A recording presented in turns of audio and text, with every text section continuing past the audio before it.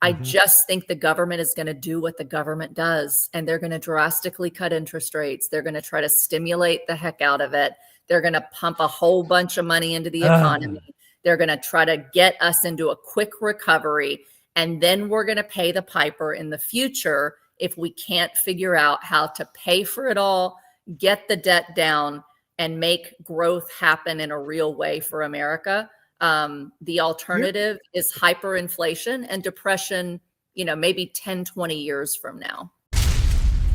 Ever since Liberation Day, April 2nd, 2025, the odds of a Great Depression 2.0 have gone up, from some non-zero event to something larger. If you don't understand the tariffs that were at least rolled out, they were larger and more far-reaching than what is often called the greatest mistake ever, which was the Smoot-Hawley Act. Obviously, there were additional mistakes like Fed intervention and the like that made the Great Depression worse. I thought we should just talk about what might be happening now. How do we avoid it? How could we go the wrong way? What decisions could lead us down the Great Depression 2.0 or maybe help us avoid it? We're going to do this, of course, with Anna Kelly. How you doing, Anna? I'm doing great. How are you? I'm doing well. It's really funny for me to think that we don't learn from history, right? The Smoot-Hawley Act is, if you have an econ degree, which I do, you are in finance, wealth banking. We've all studied the Great Depression, the mistakes, the pain that was caused by it. We've all seen the breadlines. Not a good time in U.S. history.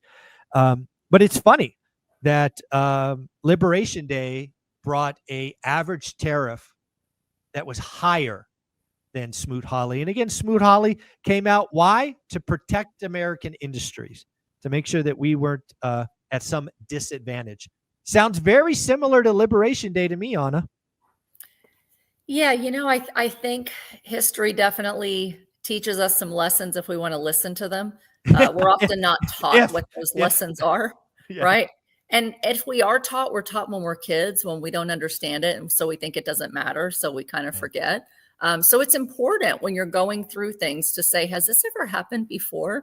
And it's interesting, Michael, I won't go on too far of a tangent, but my daughter, who is in 8th grade, just did a history lesson on the presidents that were in place and, during the time of the Smoot-Hawley and all the fallout from that. And I was like, wow, it seems like we're doing the same things today that they did in there. And so I went through all of her notes. I was like, I don't remember any of this.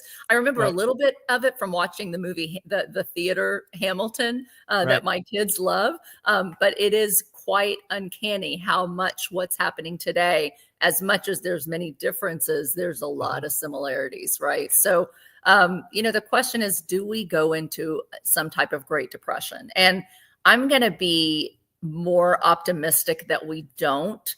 The reasons for that optimism are not necessarily good.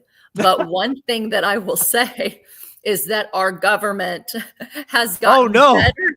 Our government has gotten better in the short term at preventing deep, deep recessions or depressions. They just kick the can down the road so that we have more risk in the long term of it happening even worse in the future. So if you ask me today, do I think we're going into a Great Depression in the next year or two? I would say no.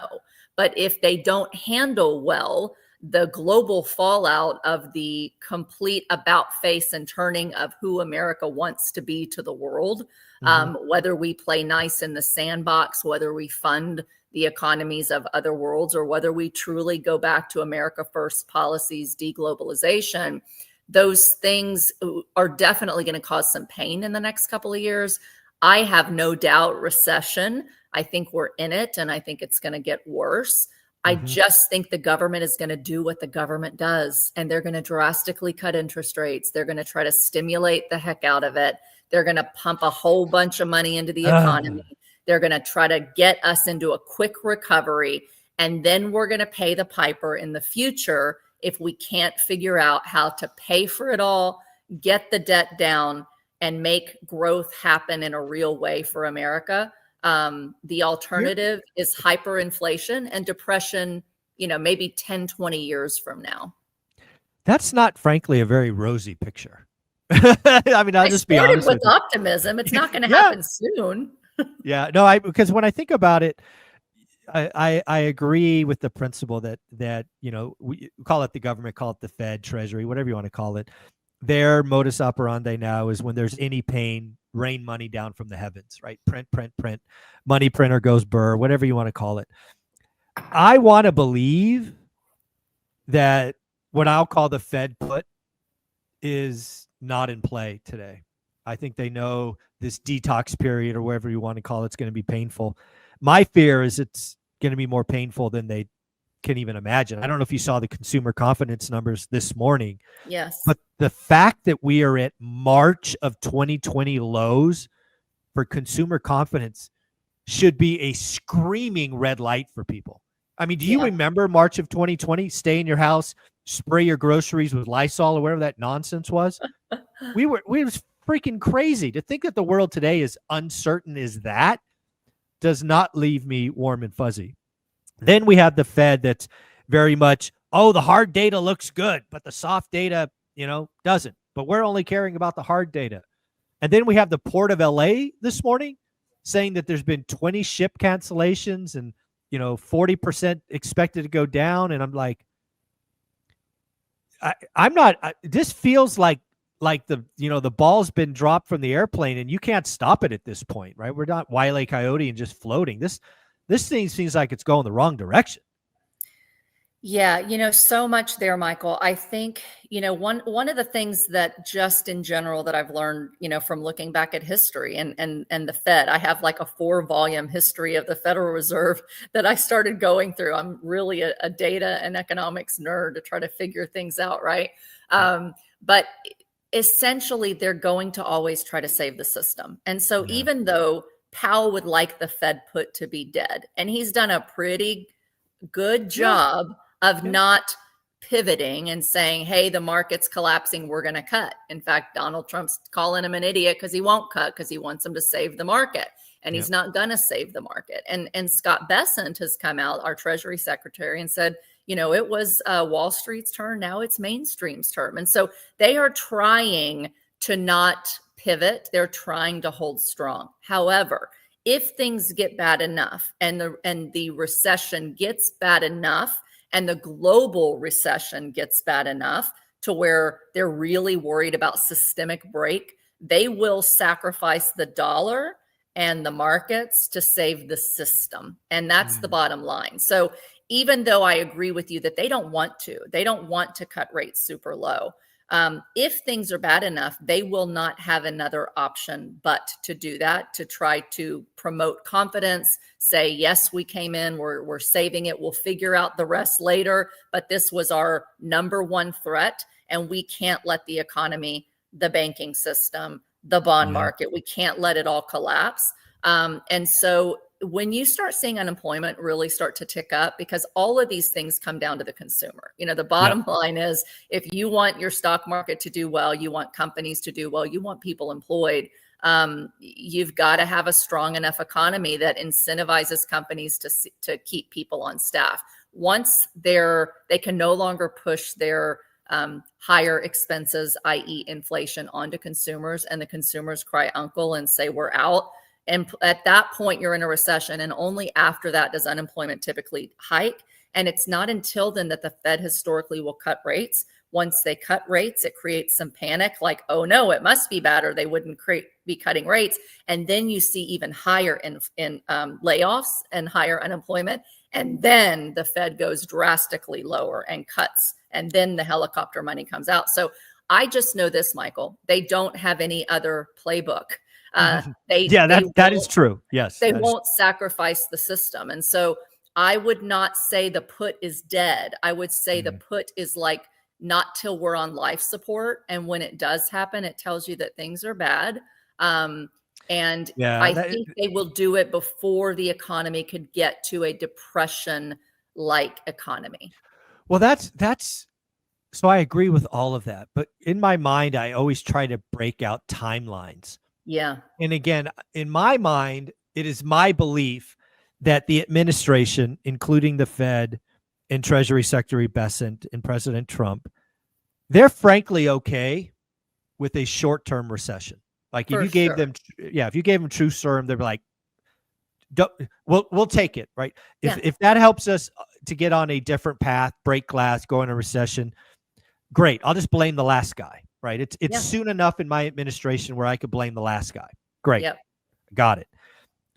However, when you're okay with a recession, and I think they are, history says that, well-intentioned individuals sometimes let things get away.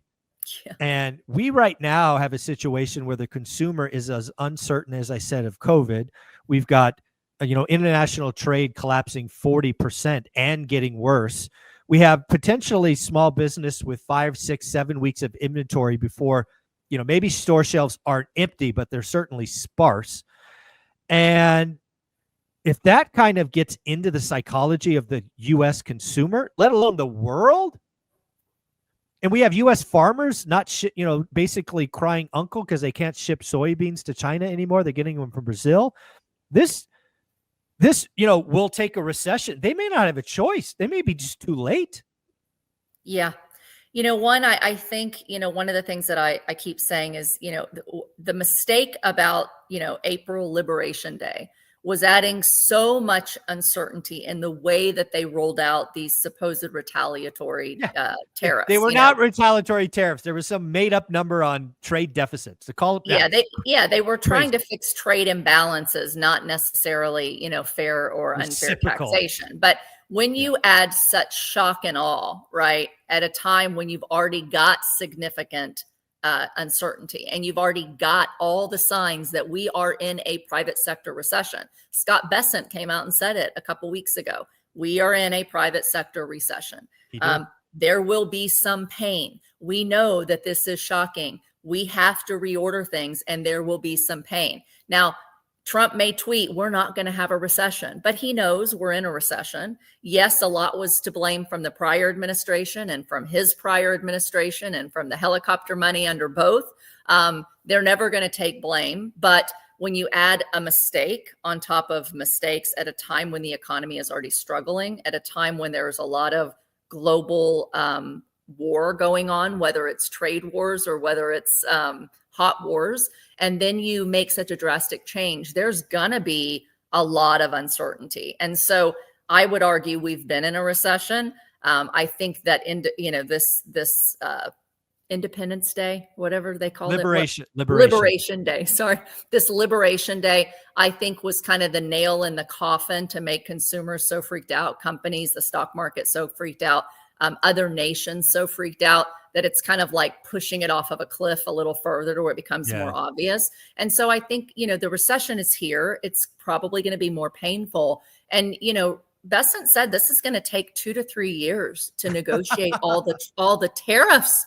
And so if you listen to his interviews like I do, I'm like, I don't want to hear the news headline. I want to hear from the horse's mouth what he's saying in foreign meetings like the IMF and, the World Trade Organization. It's like, this is going to take some time. And the faster you come to us, the faster we can lower tariffs for everybody. So, again, we talked about in a prior last week or the week before, like pros and cons of will he be a genius or will he be like to blame for everything? Trump's tariffs, time will tell, but there is definitely more pain ahead. The thing that worries me, to your point of how bad can it be and is it too late, is, Bessent said in another interview that I read a few months ago, he said, the problem right now is that the economy is brittle. He used those words, the private sector recession, it's very brittle. And he said, if we have any other crisis, we cannot bail out our country. Our debt is too high. Therefore, number one goal is reduce our debt. And so if these policies that have been rolled out do prove to be mistaken in terms of maybe the good policy, the wrong timing and the wrong way, if that turns out to be too much, that it creates so much fear in the consumer, in companies, and in our allies and our good trading partners, it could be so drastic that the fallout is much deeper than any of us anticipate. And it will require them to try to bail us out despite all the debt. You're going to see a lot more infighting in Congress as they try to balance budgets and decide what to save and what not to. It could be a very, very, very bumpy ride and kind of a fourth turning of sorts. You know, we've been talking about that a little bit if you haven't read about the fourth turning, but every society and every generation kind of has these turnings of, you know, prosperity and then growth, and then start to kind of apathy and then decline and then fighting and everything reversing. And then people have to come and say, we have to create a whole new system, something new. And I think we're at that point where the world is turning. We're creating something new globally, in our own country, economically. And in that is going to be a lot of winners and a lot of losers. There's going to be a lot of pain. I'm hopeful that, like every other major fourth turning, some people that are smart come together and say, okay, we created a huge mess. It's going to be hard to get out of, but there's some kind of new solutions that we haven't thought of, i.e. something different than let's save the system by printing money and cutting rates.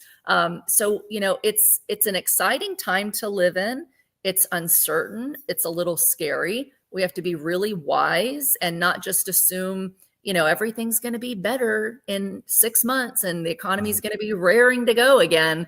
It doesn't usually work that way. I think we're in for years of volatility and shakeout to see how are things going to shake out and what's going to be reordered. And then how is that going to impact society, us, our investments? I like it. Again, folks, there's a lot going on right now. Stay tuned. Anna and I will be speaking each and every week. Check out our playlist. Anna, where can people find you? You can find me on my website for real estate and wealth coaching and consulting at AnnaKellyInvesting.com, here on your show, and on social media at Anna Kelly, REI Mom. There you go. Thank you.